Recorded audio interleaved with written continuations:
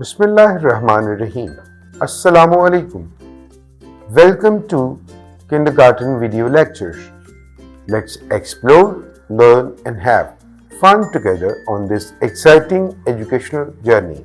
Our today's topic is tall, taller, tallest.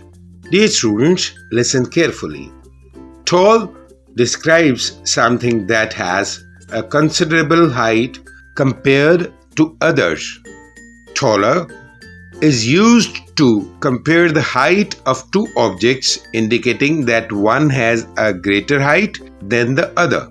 Tallest is the superlative form used to describe the greatest height among multiple things or individuals.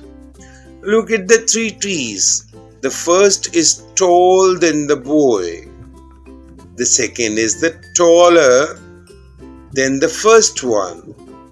The third is the tallest among the all. Thank you. See you in the next lesson.